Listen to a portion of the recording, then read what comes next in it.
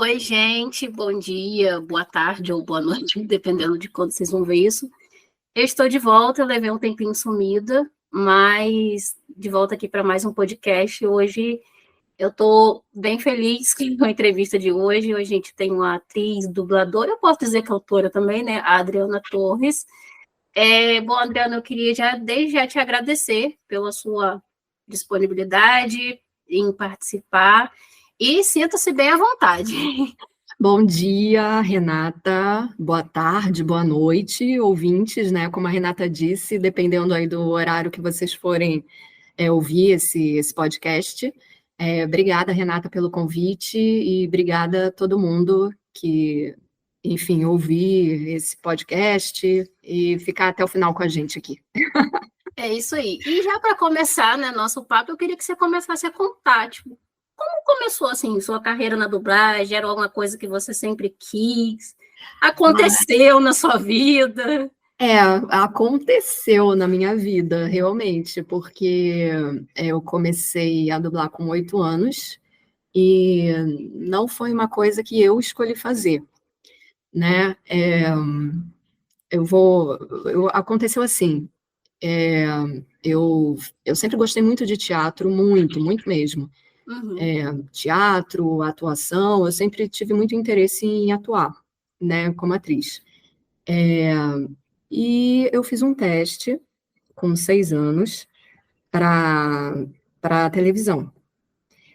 Só que eu não passei nesse teste, mas meu cadastro ficou lá, né, na emissora, minha ficha, enfim, com os meus dados.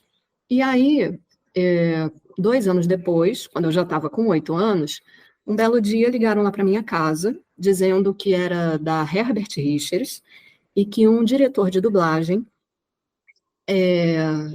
tinha me achado no cadastro dessa emissora, porque ele estava precisando de crianças para fazerem um teste para um desenho novo da Disney. E esse diretor, o Telmo, lá da Herbert, ele dirigia todas as produções da Disney. Ele era o coordenador, digamos assim, né, dessas dublagens. Ele traduzia os textos, ele fazia as versões e ele dirigia também as produções. E aí, como ele tinha contato com a produtora de elenco dessa emissora, ele foi lá pedir ajuda a ela, porque não tinha criança dublando nessa época. E a Disney tinha pedido para que nessa produção, especificamente, os personagens infantis fossem dublados por crianças. E aí ele foi falar com essa produtora de elenco, pediu uma ajuda para ela de indicação de crianças, e aí essa produtora de elenco deu para ela o arquivo que ela tinha. E aí ele fez a seleção das crianças pelas fotos que estavam lá no cadastro. Gente, o negócio de áudio foi feito por fotos. Interessante isso. É muito louco, né? Porque, enfim, ele não tinha referência das vozes, realmente, né? E aí ele foi pegando, selecionando as crianças pelas fotos, assim, né? E aí não sei o que ele viu na minha foto, assim, que ele me chamou para fazer o teste. E aí eu fui. A gente agradece muito por isso, inclusive. Nossa, eu sou extremamente grata, assim, né? Por isso. E aí ele me chamou, eu fui uma das crianças, né, que foram chamadas para fazerem o teste. Fui, quis fazer o teste, né? Minha mãe perguntou, você quer e tal? Eu falei, quero, na hora, falei que queria. E aí fui lá, fiz o teste, demorou a sair o resultado, coisa assim de uns 2 meses, né? Porque naquela época era fita.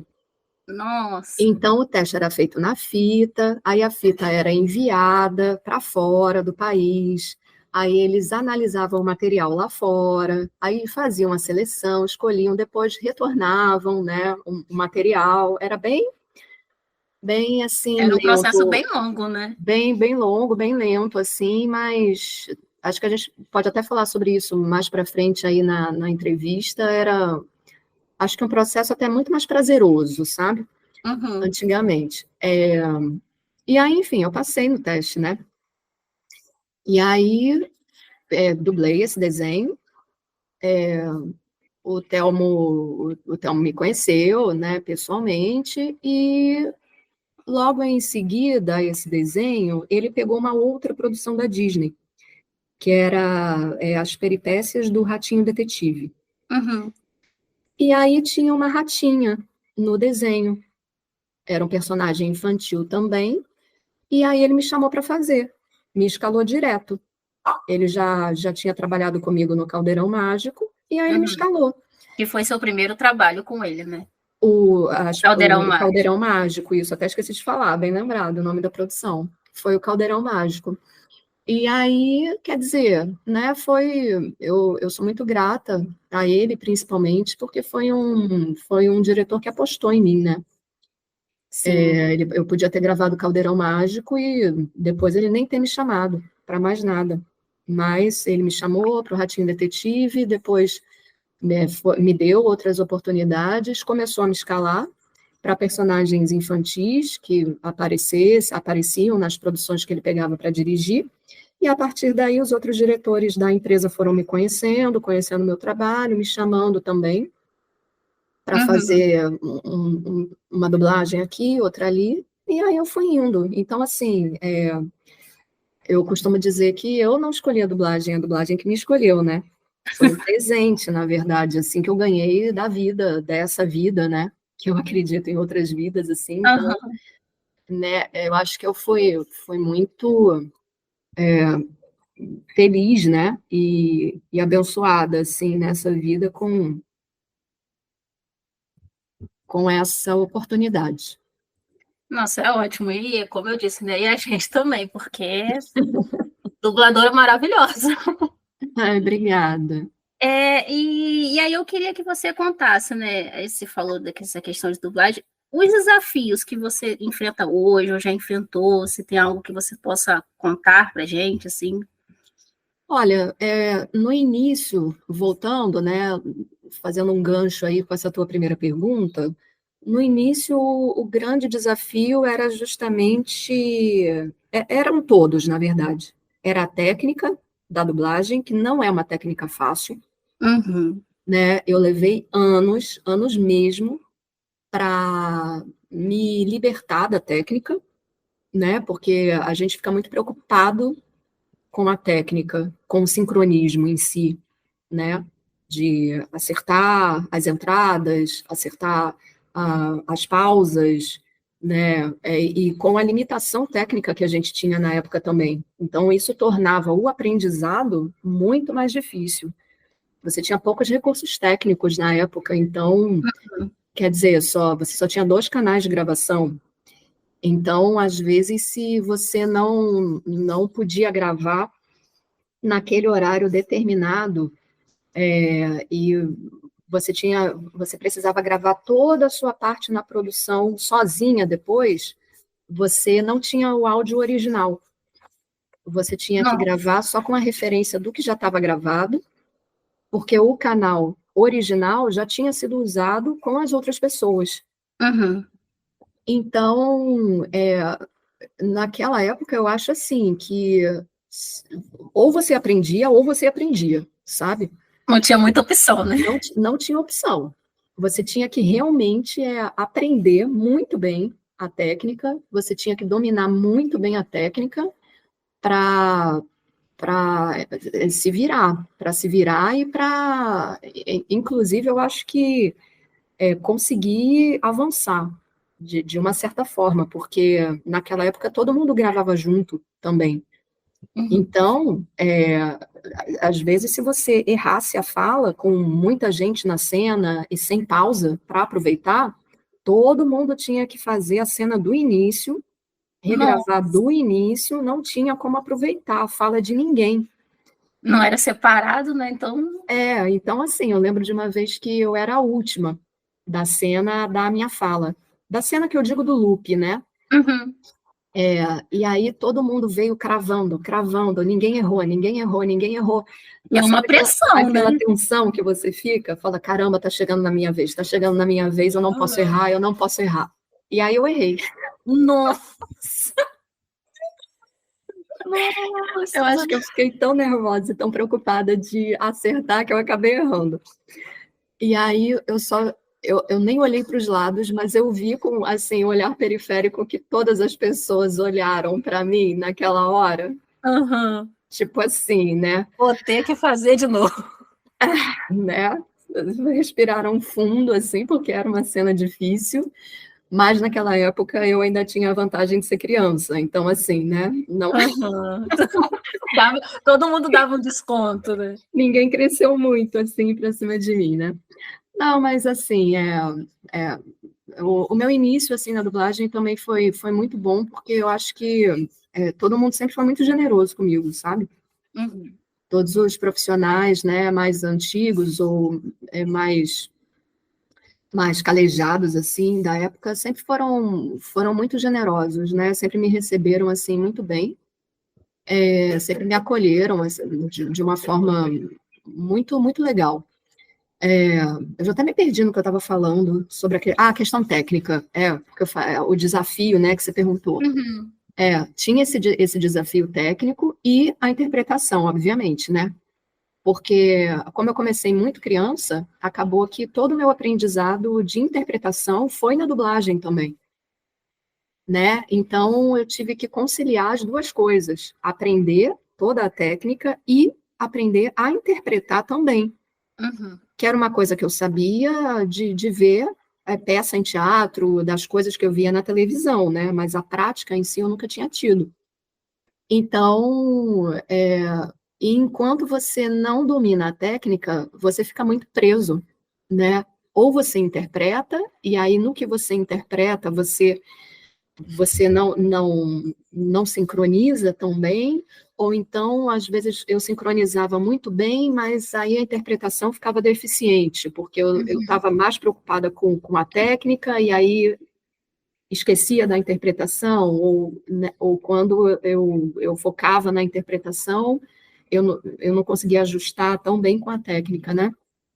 Uhum. E, e aí, durante muito tempo, eu acho que eu trabalhei muito numa forma também de interpretar, né? Numa forma de fazer, numa forma do que eu achava que era a interpretação, a minha visão ali de criança do que era interpretar. E que com o passar do tempo, em algumas produções, eu vi que estava completamente equivocada a forma como eu pensava tudo aquilo e como eu fazia tudo aquilo, né? Mas isso, assim, isso foi anos depois, né? Anos Porque você depois. fez teatro, né? Isso também te ajudou. Você acha que te Então, ajudou? é muito louco, porque o meu processo foi totalmente inverso do que o processo da maioria das pessoas. Porque o que acontece? Muitas pessoas atuam, fazem teatro, estudam teatro, e depois é que vão fazer dublagem, né? Os próprios profissionais da dublagem começaram no rádio. Do Uhum. rádio, eles passaram para a dublagem, e assim foi. E então, assim, e tem um período também, quando você é criança, para você tirar o teu registro profissional. Então, assim, o Uhum. meu registro profissional de atriz, eu consegui com os próprios trabalhos em dublagem que eu realizei, né? Eu não sei se hoje em dia isso mudou, eu não sei mais como é que está isso, mas até os 14 anos, na época, eu, com os meus comprovantes de trabalhos em dublagem, eu pude tirar o registro.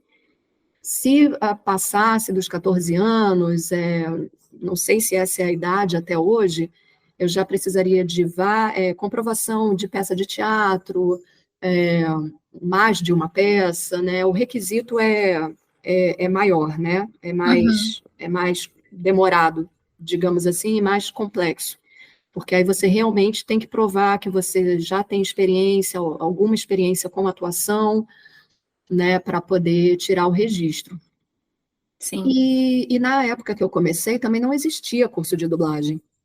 Isso foi uma coisa que apareceu, que eu me lembre, quando eu estava com 10 anos, eu acho que uns 2 anos depois que eu comecei, 10, 11 anos, é que os cursos começaram. E então, assim, eu só posso agradecer, sabe? Porque eu não precisei passar por esse processo, né? Eu aprendi fazendo, consegui o meu registro com os meus trabalhos de dublagem, e só fui realmente fazer curso de teatro com 30 anos de idade. Sério?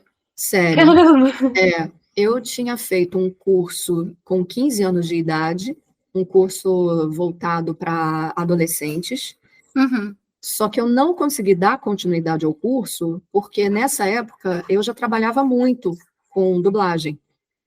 Então, eu não tinha muito tempo para conciliar a minha agenda de trabalho com outras coisas. E não era só a dublagem, eu estudava também na época ainda, né? Então, eu ainda Uhum. estava no colégio, ainda tinha todas as coisas do colégio para estudar, fazia curso de inglês, fazia balé. Então, assim, não sobrava tempo realmente. E os horários do curso de teatro eram específicos, né? Era um horário fixo, não tinha flexibilidade. Então, se eu faltasse, não tinha como repor. Aham.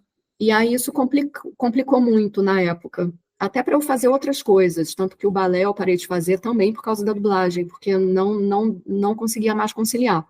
Consome um pouco do tempo, né? Sim, consumia bastante. E aí, com o passar do tempo, eu fui começando a me incomodar com o fato de eu estar sentindo meu trabalho na dublagem estacionado. Uhum. Eu não estava mais vendo meu trabalho evoluir, e eu não estava mais conseguindo resolver algumas coisas pelo fato de eu não ter esse embasamento de estudo mesmo, Uhum. sabe? De interpretação, de texto, de compreensão de texto. É, então, isso começou a me incomodar.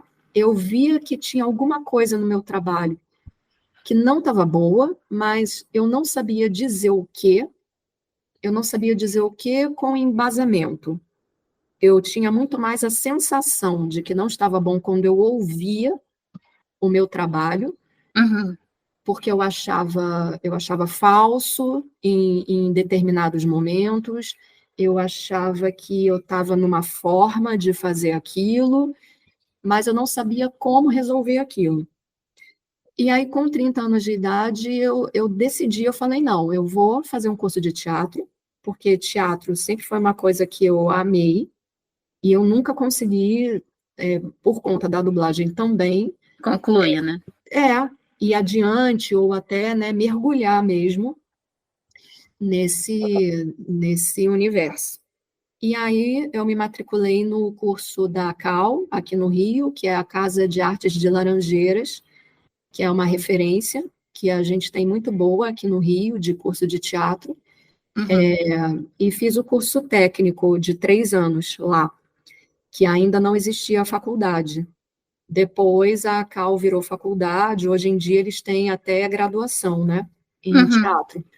E aí eu fiz esse curso, os 3 anos, nunca faltei uma aula do curso, e completei, né? Fiz o curso, já tinha o registro, e aí o meu trabalho na dublagem deu um salto. Foi assim, a mudança foi absurda, porque Foi um justamente, divisor para você, né? A questão da. exatamente, não que na dublagem eu não tivesse esse respaldo. Uhum. Muitos diretores me faziam olhar a dublagem de uma forma artística também. E só que pela dinâmica do próprio trabalho, não dava tempo do diretor ficar ali com uma pessoa, numa época em que todo mundo trabalhava junto, sabe, burilando o teu trabalho, ou tipo, te dando todas, né, as instruções Uhum. necessárias. Ele te falava ali o que você precisava, corrigia, né? Teve diretor que uma vez virou para mim e falou: não, tá falso, isso aí que você está fazendo tá falso, entendeu? E assim, só que eu não sabia como resolver aquilo. Falei, tá falso, mas assim, tá falso por quê, né? O que que É eu o tô que que eu fazendo faço, errado, né? né? Então, assim, esses feedbacks eu tinha, mas eu também não tinha as ferramentas para conseguir resolver tudo que estava ruim, tudo que eu precisava melhorar. e com o tempo que a gente tinha para fazer. E uma coisa que eu sempre gostei, assim, na minha vida, é de ter autonomia. Aham.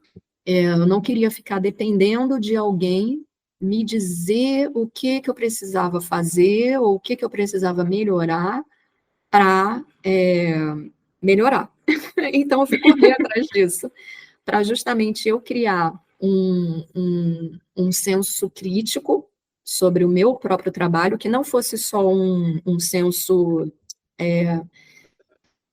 intuitivo, mas que eu também tivesse embasamento até para discutir, se fosse o caso, né, Uhum. dentro do estúdio, até Claro. de questionar né, e de poder estar ali discutindo no bom sentido, né, de poder trocar com um profissional que estivesse ali me dirigindo,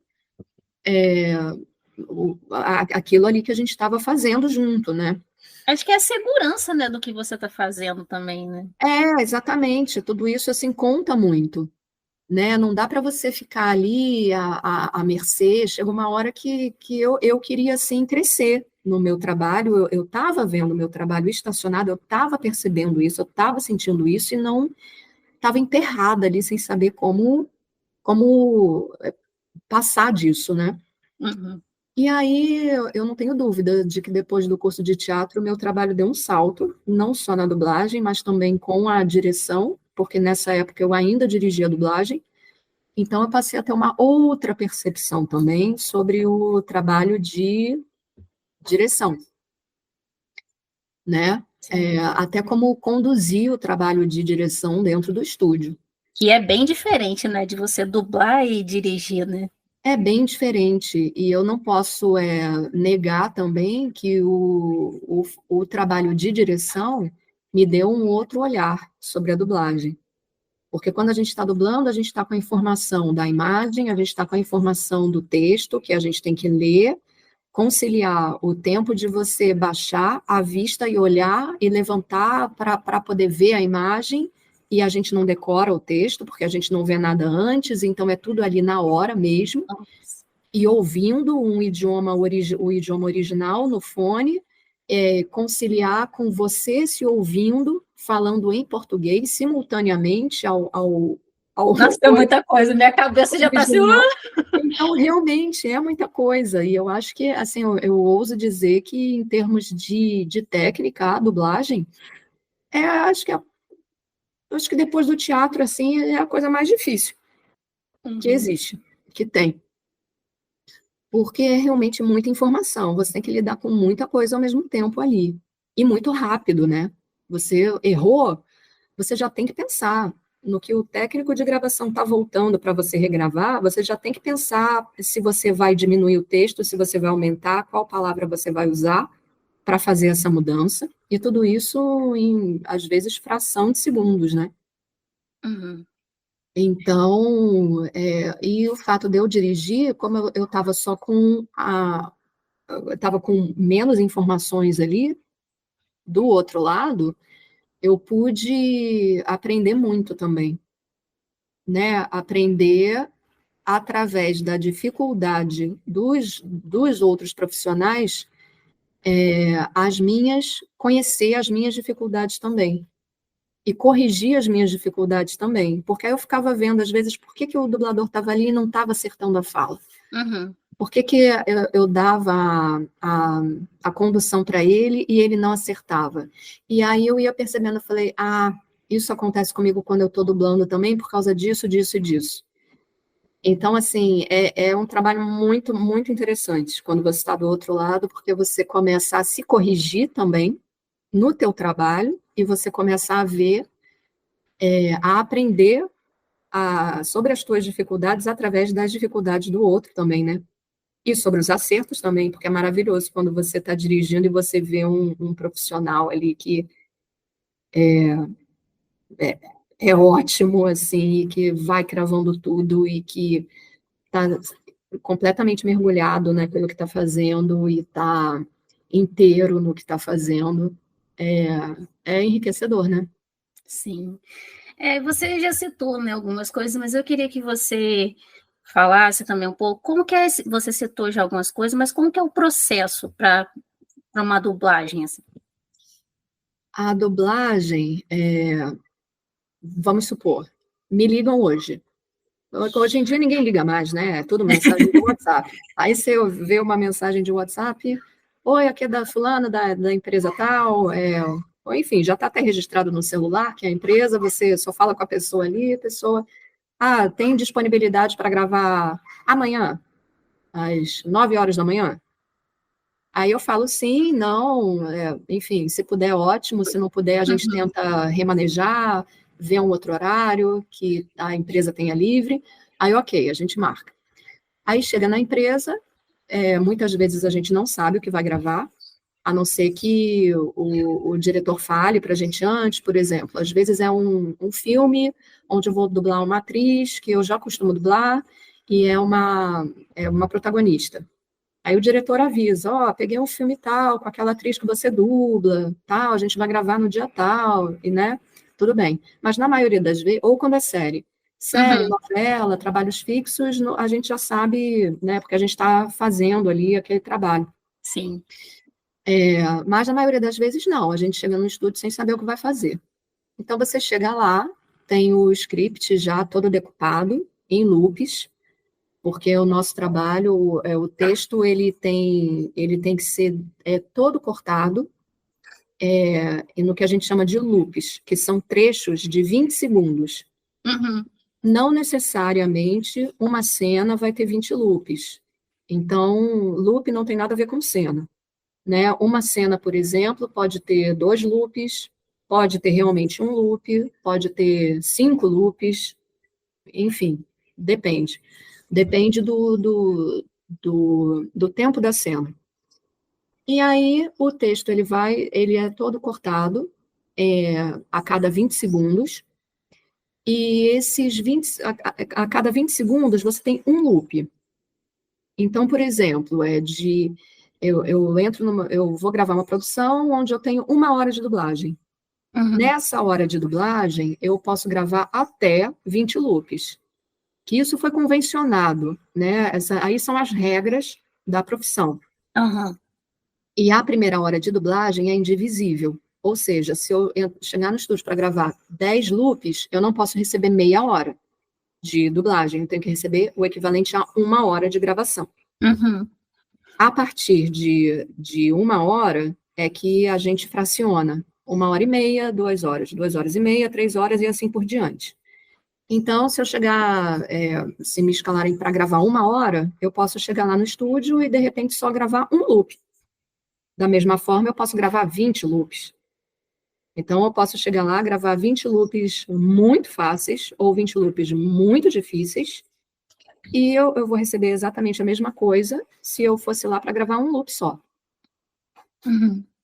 E aí, a gente chega no estúdio, ensaia a cena, o diretor fala para a gente do que se trata, se é um personagem com relevância, ele dá, né, as informações, vai te conduzindo ali. Se forem dobras, por exemplo, dobras que a gente chama são personagens secundários, né? Sim. Uma pessoa que só fala um oi, bom dia, falinhas curtas, assim, de pequenas participações no filme. E vozerios, que são as cenas que têm grupos de pessoas, né, falando simultaneamente. Aí pode ser num restaurante, as pessoas conversando no restaurante, pode ser pessoas fugindo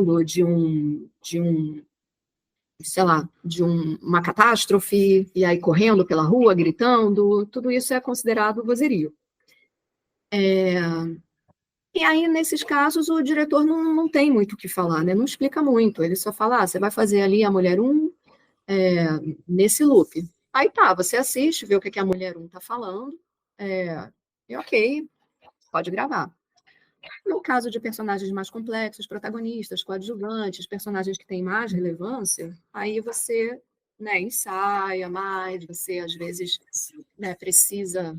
Aí, esses personagens, o diretor fala mais sobre eles, né, explica o filme, a história, às vezes, toda a história, do início ao fim, para você entender. E aí, durante a gravação, mesmo assim, ele vai te conduzindo, né? Porque é o primeiro contato que você está tendo com o trabalho, então você realmente não sabe, você vai conhecendo tudo ali, né? Na hora. E a dificuldade, quando a gente fala da parte de interpretação na dublagem, é justamente essa. Como é que você transmite só com a tua voz tudo aquilo que aquela atriz levou meses, às vezes, né, estudando para fazer o filme, para gravar o filme, e você tem que resolver ali em minutos, em horas, né? E aí o processo é assim, aí você ensaia, tá com dúvida, ensaia de novo, né? Mas também não vai ficar ensaiando A vida toda. a vida toda. Não tem esse tempo, né? Não existe. É tipo ensaiar 2 vezes, 3, ainda estou com dúvida, preciso ver de novo, aí ensaio. Mais uma vez, tem até uma brincadeira que o pessoal fala, né? Fala, eu posso ver de novo? Aí tem diretor que fala, pode, mas que não passe de 2, né? Porque, porque realmente a gente trabalha com tempo. O tempo todo a gente trabalha nessa dinâmica. E aí a gente ensaia, grava, fica ruim, faz de novo, e erra, né? O sincronismo, erra a interpretação, ou entende alguma coisa errado, aí o diretor te corrige, e aí a gente vai indo, e é assim. E aí, às vezes, num dia você grava em mais de um estúdio, então são, né, produções diferentes, às vezes você sai de um filme que é super dramático, denso, pesado, e aí você vai para outro estúdio onde você está gravando um desenho muito louco, sabe? Meu Deus. E aí já é uma coisa completamente diferente, e aí a tua voz tem que estar com uma colocação diferente, porque já é outro personagem, né? Não é a tua voz. Você ali aí você já tá num trabalho de criação de voz também, né? Já vai para um outro lugar. Então, assim, você tem que ficar virando chaves o tempo todo, né? Você Tem fica num alguma botão. preparação que você pessoalmente faz assim? Aquecimento vocal, isso aí tem que fazer, porque a gente nunca sabe, como eu falei, né? Dificilmente a gente sabe o que vai gravar, então é bom você já chegar no estúdio com a voz aquecida para fazer o que precisar fazer, né? Se às 9 da manhã você precisar dar um grito logo de cara, Meu Deus. e depois continuar falando, falando, falando, se você não tiver com a voz aquecida, você corre o risco de detonar a voz logo em seguida. Então, tem isso, né?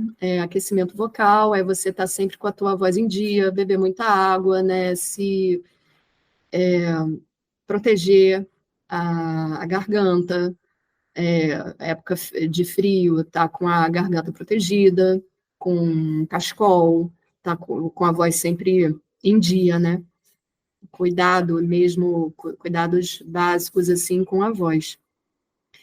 Aquecimento, enfim, quando você faz um trabalho de corpo também.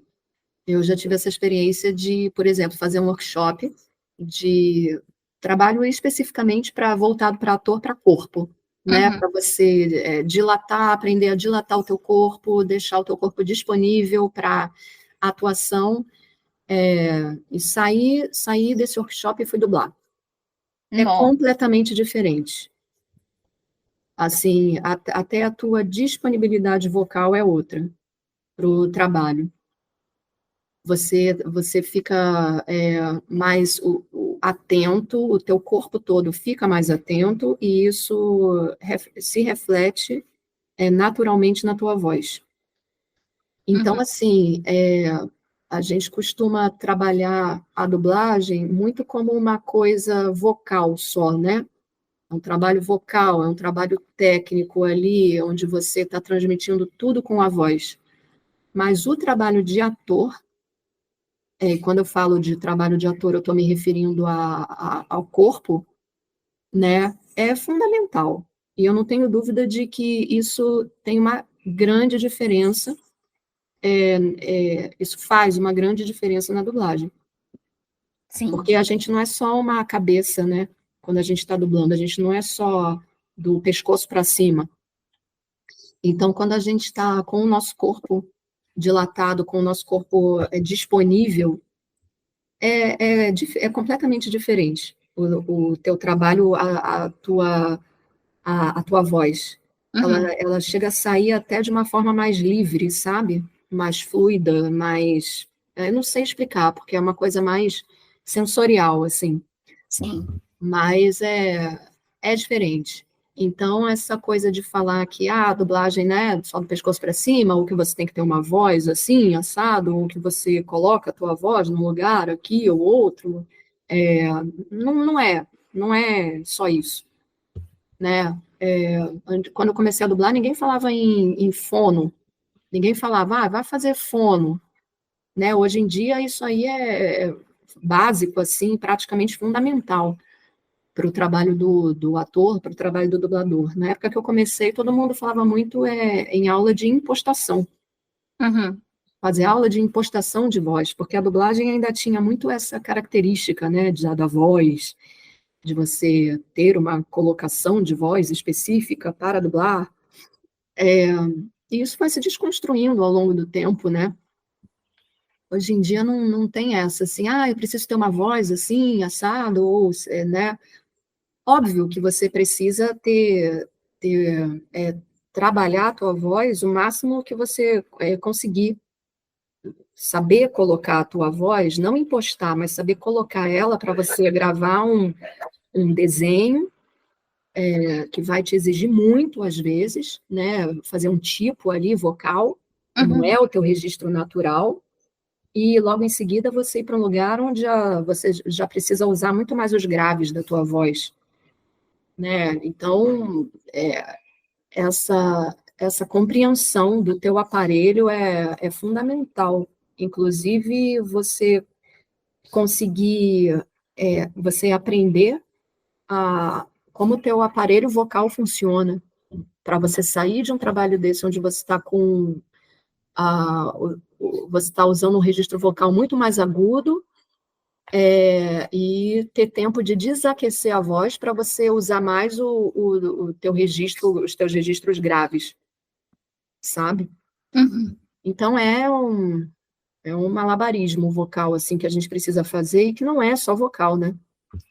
É bastante coisa. É bastante coisa, né? É um estudo realmente da Sim. fisiologia, do corpo, de tudo, de tudo. É um trabalho de ator realmente, né? Eu vejo assim, pelo menos, porque senão você vira só um dublador, sabe? Você vira só um sincronizador. Você vira só uma pessoa que domina muito bem a técnica, que sincroniza maravilhosamente bem, você entende aquela dinâmica ali da profissão, vai lá e grava. Mas não é só isso, né? De fato, é um trabalho de ator, por exemplo, assim, se for pegando, vamos, assim, meu caso pessoal, né? Para mim, como uma pessoa que não enxergo, não vejo coisas legendadas e tudo mais, então, para mim, os dubladores acabam sendo os atores daquela série ou daquele filme, né? Então, tem toda essa Sim. questão. Sim, e por isso mesmo é que você precisa de registro profissional de ator para trabalhar com dublagem, né? Uhum, Tem muita gente que fica surpresa quando a gente fala isso, porque não tem essa percepção, né? Essa noção. E aí, quando a gente fala, aí às vezes a pessoa vira para a gente e fala: faz sentido, realmente, porque vocês estão ali atuando, né? é. Com a voz. Eu falei: exatamente isso. Não é de pessoa fazer uma fala e. Não, gente, você É. tem toda uma atuação, né, também. Tem. É complexo realmente, né? E como você também, com o passar do tempo, como a gente vai ficando mais experiente, a gente também tende a fazer as coisas, às vezes, de uma forma muito automática, né? Uhum. Automática ou de uma forma que, tecnicamente, a gente sabe que funciona. Mas aí, às vezes, quando você vê o resultado, eu, pelo menos, tem trabalhos meus que eu vejo e que eu falo, caramba, Eu fui ali na técnica, né? Eu fui ali no que eu sei que funciona, eu fui ali na malandragem, digamos assim, né? Mas O que é confortável, né? não fui ali, né, fundo naquilo, sabe? Uhum. Porque às vezes é um dia que você chega, você chegou na correria, você às vezes se atrasou para chegar e entra no estúdio correndo, aí tem a preocupação de que tem outra pessoa que vem gravar logo depois de você, né? Então, você vai fazendo ali, ok. E aí tem que respirar, né? Tem que Uhum. respirar, tem que falar, não, ok, né? Tem essa dinâmica, mas vamos lá, vamos com calma, né? Porque tudo isso depois se reflete no resultado do trabalho. Sim. E por falar nisso, em trabalhos, né? Tem algum que você cite que você fala assim que é o seu queridinho, vamos dizer assim? Hum, Você tenha dublado? é difícil, né? Porque são vários. E eu posso falar de um queridinho hoje, e daqui a pouco, daqui a um ano, o queridinho vai ser outro, porque aí vem um outro trabalho que, Sim. né, eu achei tão legal de fazer quanto esse outro. Essa pergunta Isso, né? é difícil, porque tem muita coisa, né? E eu não lembro de tudo, assim, para trabalho que eu acho bem legal, assim. Há um que eu acho muito fofo, é a Jade, do Rio, Uhum. e muito porque também fala do Rio, né? Que é a minha cidade, a cidade onde eu nasci, assim, eu acho que eles foram muito inteligentes nessa animação, porque eles trouxeram, assim, elementos do Rio que eles não deixaram escapar nada. Uhum. E, os personagens terem sido dublados por cariocas, né? Outra É sacação bem legal isso. também, enfim, tinha que ser. E, e a Jade, a personagem é muito fofo, né? Ela tá falando da ararinha azul, que é um animal que está em extinção, né? Já há bastante tempo, são pouquíssimas as que ainda existem, então é especial, né? É um Uhum. tema também, é um tema muito especial, porque ali, através do humor, da animação, né, eles tratam de um assunto muito, muito urgente, né? Muito preocupante, que é o que tem se falado muito hoje em dia. Sim. Acaba tocando em outros temas também, né? De uma forma mais Exatamente, leve. exatamente. Aí entra na questão também do quanto a arte tem o seu papel também nesse sentido, né? De Uhum. levar ao público não só um entretenimento, mas também Sim. questões de coisas que a gente precisa, das quais a gente precisa falar, né? Coisas nas quais a gente precisa tocar, Uhum. né? Então, eu posso citar esse, assim, acho que um carinho, assim, que eu tenho por esse trabalho. Entendi. E a gente está falando muito de dublagem em geral, filmes e séries, mas você também já dublou jogos. Eu queria que você contasse um pouco como é feito. É diferente? Como é que é? É diferente o jogo, porque a gente só tem a referência do áudio, né? E a imagem na dublagem ajuda muito a gente, porque a gente consegue mergulhar mais, eu acho, vendo. A gente tem mais chão, digamos assim, Uhum. para perceber algumas coisas. E no caso do game, eu acho tão difícil quanto a dublagem, pelo aspecto de que o fato da gente só estar ouvindo, a gente tem que imaginar absolutamente tudo. A gente tem que trazer todas as referências do personagem a partir do que o diretor te fala, Uhum. né? Você está ouvindo ali, aí você não faz ideia do que seja aquilo, do que aquela personagem está fazendo. Aí o diretor ele tem que te falar tudo. Olha, nesse momento aí ela está pulando, sei lá, um obstáculo, depois ela luta com 5 personagens ao mesmo tempo e depois ela morre.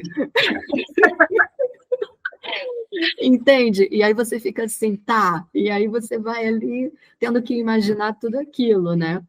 Às vezes o diretor tem algum esboço ou algum desenho já desse personagem. Aí ele te mostra para você se inspirar, né? Às vezes é uma guerreira, é, e aí você olha aquela personagem empoderada, né? Aquela personagem forte, e aí, ok, te dá mais uma informação ali. Mas o fato da gente só ouvir, por exemplo, e fazer esse outro trabalho de imaginar também, acaba entrando muito no que é o teatro, né? Quando você pega um texto que não tem referência alguma, e você tem que criar tudo do zero. No game você ainda tem a referência do áudio, mas que você ainda pode se basear por isso. Mas que também não é uma coisa assertiva, porque às vezes o que o outro ator fez ali, naquele áudio original que você está ouvindo, não necessariamente é o que você precisa fazer ou é o que você quer fazer.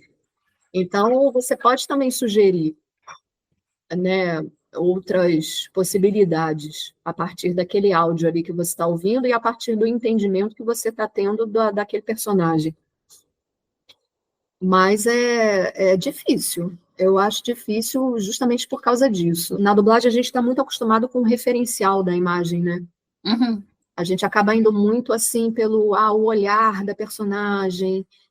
Teve uma diretora que ela me ensinou muito a dublar o olhar da personagem. Ela sempre virava para mim no estúdio e falava assim: olha pro olhinho dela. Olha o que ela está querendo dizer com os olhos dela, sabe? Ela me ensinou a perceber isso, assim. Enfim, e no game a gente também dubla muito rápido, né? A gente ouve, grava, ouve, grava, ouve, grava. É bem no automático, assim, também. Então, às vezes, o diretor te pede uma coisa, aí você faz, aí você acha que conseguiu executar, e aí você não conseguiu executar. Você acha que executou, e aí o diretor fala que não é aquilo. Aí você faz de novo, e é muito louco, né? Porque às vezes a percepção que a gente tem do que a gente está ouvindo é diferente da percepção do que o diretor está ouvindo também.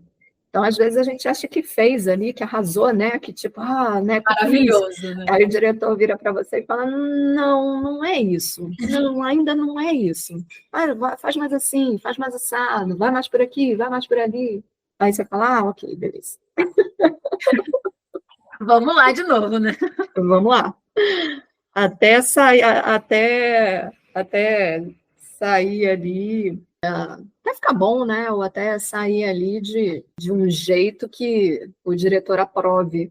Porque ele que está mais por dentro ali do que é o projeto, do que é o jogo, é que vai poder dizer melhor, né? Uhum. Bom, e agora acho que a gente vai entrar assim, no assunto um pouquinho mais polêmico, que eu queria que você falasse um pouco como que você percebe, assim, que você vê a evolução, né, da IA hoje na dublagem. Então, a gente está num momento muito turbulento, né? Porque justamente por causa dessa transição tecnológica pela qual a gente está passando na dublagem, está tudo muito incerto. Está tudo muito ainda num nível de especulação. Com certeza é uma ameaça a inteligência artificial para a dublagem. E eu, particularmente, acho que isso só vai trazer prejuízo para a profissão, porque ao longo do tempo a gente viu, não que seja ruim a tecnologia em si, né?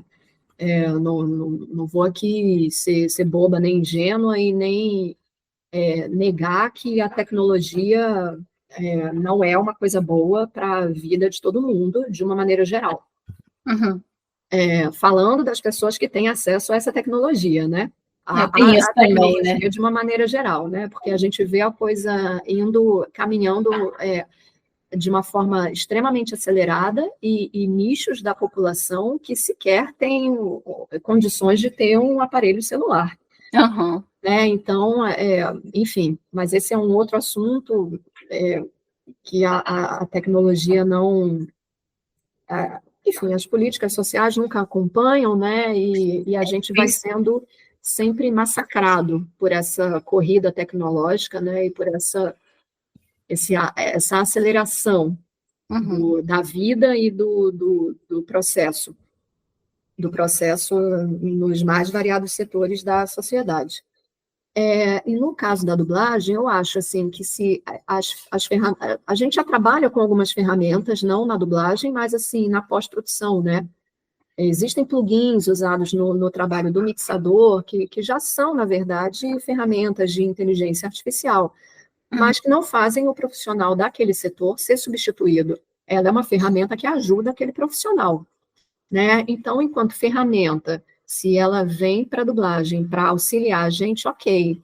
Ninguém aqui, né, está dizendo que isso vai ser ruim. Agora, quando ela surge como uma ameaça de substituição dos profissionais de toda a cadeia, aí é preocupante realmente, né? E é isso que está todo mundo preocupado no momento, com o que isso pode trazer acho que muito mais de prejuízo para todos os profissionais do setor, né? Não só os Perde dubladores. qualidade também, né, Adriana? É o quê? Desculpa. Perde qualidade também, né? Se as ferramentas forem implementadas para dublagem, que já é um caminho, que a coisa está indo para esse caminho, a começar pela pós-produção. E quando a gente fala de pós-produção, na dublagem é o quê? Né? Você terminou a dublagem e aí tem uma fala ali, tem que ser regravada. Às vezes, no script, um personagem, teu personagem estava com o nome trocado. E aí isso só é visto depois que você já fez a dublagem. E aí você teria que voltar no estúdio para regravar, para gravar, na verdade, essa fala que você não fez. Né? Essas ferramentas aí já estão querendo implementar para isso ser feito sem o dublador precisar ir até o estúdio. Ou gravar isso de casa, inclusive, né? Porque com o home studio a gente pode gravar de casa essa fala, não precisa se deslocar até o estúdio. E com as ferramentas, o que vai acontecer é o seguinte: o dublador não tá presente, não pode ir até o estúdio, não está disponível para gravação, eles vão usar a ferramenta para fazer uma réplica da voz do dublador. Quer dizer, vão pegar daquela obra ali mesmo, que você já dublou, alguma fala tua e replicar para criar uma fala que você não gravou. Ou até para corrigir uma fala que você gravou e que esteja com algum problema, ou de áudio, ou algum problema técnico, ou até mesmo alguma bobeada ali que você, como dublador, tenha dado e o diretor não percebeu na hora, entende? Sim. Ou até uma mudança de texto que precisaria ter sido feita na hora que você estava gravando e não foi, porque as pessoas gravam separado hoje em dia. Então, às vezes, passam umas coisas, né? Se a pessoa que já gravou antes de você, se o diretor, na hora que você vai gravar a tua fala, não estiver ouvindo o que já foi gravado, às vezes fica papo de maluco ali de um personagem com o outro, né? E aí um dublador precisa regravar a fala para aquele diálogo ali fazer sentido. E aí, em casos como esses, as ferramentas sendo utilizadas, o dublador mesmo não vai ter nenhum controle disso, né? Porque se os estúdios de dublagem ficarem responsáveis por fazer esse controle, a gente tem que contar com muita boa-fé dos estúdios de dublagem, para que realmente façam isso com transparência para o dublador e até para o dublador saber se ele precisou ser remunerado por aquilo, né? Claro. Enfim, é um assunto que está em discussão, é um assunto, assim, eu não tenho o menor pudor de dizer que eu sempre fui contra a implementação das ferramentas de inteligência artificial até nesses casos, por mais que seja ótimo você não poder se deslocar até o estúdio, ter uma ferramenta dessa que vai poder te resolver a situação, até às vezes num dia que você está super ocupado, você não vai ter tempo de se deslocar até o estúdio, ou, né, se você não tem home studio, você não vai poder gravar de casa. Por esse lado é ótimo, mas por outro, assim, onde é que vai estar a transparência disso, sabe? Claro. A gente não tem controle sobre isso, a gente não vai ter controle sobre isso. Então, e aí quando se fala de remuneração nesses casos, a gente não sabe como é que isso vai funcionar também. Sabe, essa remuneração vai ser baseada em quê? Vai ser baseada numa hora de dublagem, que é como a gente recebe, né? A gente recebe por hora, e tem um valor específico para aquela hora. A gente vai ser remunerado dessa forma. A profissão em si já está tão sucateada, inclusive com relação aos valores, sabe? E aí, quando você fala da implementação dessas ferramentas, a gente já está careca de saber que qualquer tecnologia que entre na profissão vai ser para acelerar cada vez mais o processo. E aí eu me pergunto, dá para acelerar ainda mais o processo? Porque as pessoas hoje em dia querem tudo muito para ontem também, né? Mas ninguém dá conta, aí é que tá. Ninguém dá conta, isso. tá todo mundo virando máquina, sabe? E já não é de hoje. A vida está muito corrida para todo mundo. Tudo é para ontem, tudo é para anteontem. Se você não está disponível, você é substituído. Se você não pode, você, né? Se você só pode E na daqui a 3 dublagem tem dias. muito isso, né? De você não poder e você ser substituída ou algo. Fácil, fácil. Então, assim, a questão da qualidade ou do talento do profissional, isso aí é bobagem. Isso aí não existe mais, sabe? Não existe mesmo. Não existe mesmo. Não importa se você estudou décadas para chegar a um resultado que entrega excelência para o produto final de, de um distribuidor, enfim, do dono daquela obra, isso não interessa. Isso não interessa. Entende? E aí eu acho muito triste, assim, o trajeto, a jornada, assim, que a dublagem fez, que a dublagem tomou, e muito por conta desse processo acelerado mesmo, né? E que a gente gosta, né? Quando a gente passou do analógico ali para o digital, quando a gente deixou de gravar todo mundo junto e que passou todo mundo a gravar separado, todo mundo achou ótimo, porque justamente isso dava a possibilidade da gente pegar muito mais trabalho num prazo, num espaço de tempo onde na gravação com todo mundo trabalhando junto ali na bancada era impossível antigamente. E antigamente também não existiam tantos estúdios de dublagem, né? A quantidade de produções também não era tão alta como é hoje, por exemplo. Então, assim, as coisas caminham juntas, né? A tecnologia também deu essa possibilidade do próprio setor de dublagem absorver a quantidade infinitamente maior de produções. Nesse ponto aí, é bom? Mas até que ponto isso foi vantajoso para a gente, para os profissionais? Porque a gente está falando de tempo, de qualidade de vida, e a gente entra num outro aspecto, numa outra questão, sabe? Tudo é para ontem, tudo é rápido, tudo tem que ser rápido, você não pode falhar, você não pode ficar doente, né? Se você está com um problema vocal por conta de um resfriado, uma doença que deixa a tua voz prejudicada, ninguém quer saber. Então, assim, você vai para o estúdio gravar assim mesmo. Ou já tem outro para pôr no seu lugar, né? Ou você vai para o estúdio e grava assim mesmo. Eu já cansei de gravar resfriada, com o nariz entupido, sabe? A voz horrível, a voz velada, porque a voz estava toda congestionada ali no nariz. Então, assim, né? E aí, falar de qualidade nesse contexto é balela. É balela. A qualidade ali é uma coisa que se tornou secundária. Secundária e talvez até mediana, sabe? Porque se você faz ali o feijão com arroz e se você consegue fazer aquilo ali dentro da dinâmica que te é proposta, ok. Vai lá, foi, fez, gravou, tá no ar, entendeu?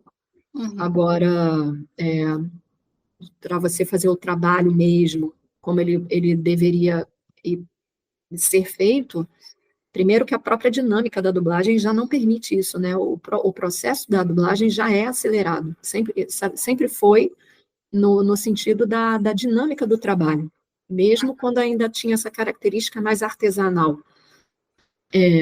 Mas a gente perdeu muito mais ao longo do tempo, né? E com a implementação dessas tecnologias, eu pelo menos já estou cansada de saber que isso aí, além de otimizar tempo, é para achatar também.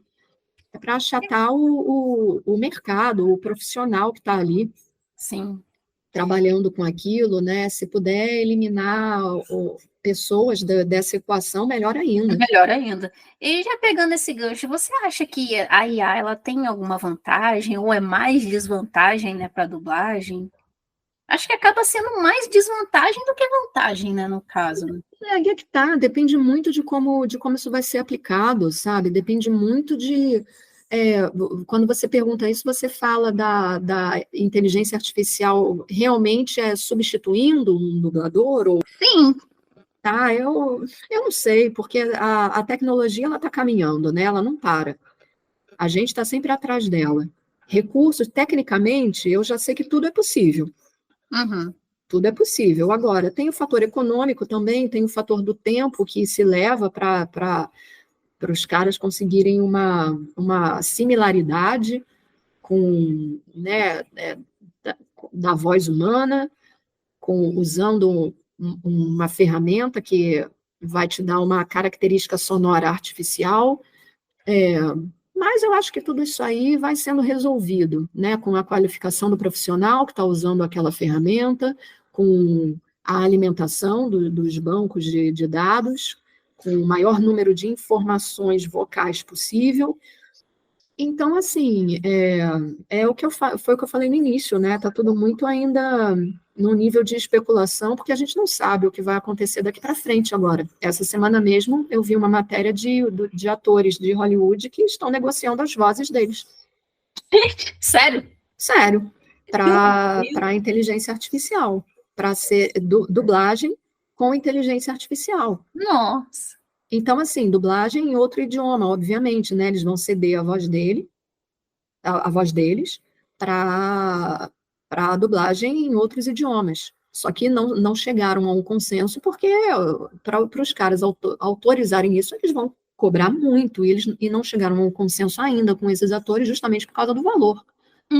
É porque ninguém vai ceder sua voz por um preço baixo, né? Não, imagina você é uma atriz de renome, uma atriz top lá de Hollywood, e querem usar a tua voz para o mundo todo, para dublar um filme que você fez no mundo todo.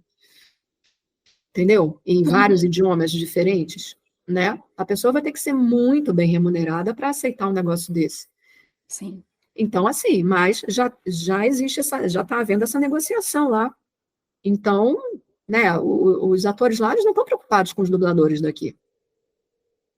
Se a gente vai perder trabalho, se não vai, entendeu? Eles estão ali vendo o lado deles.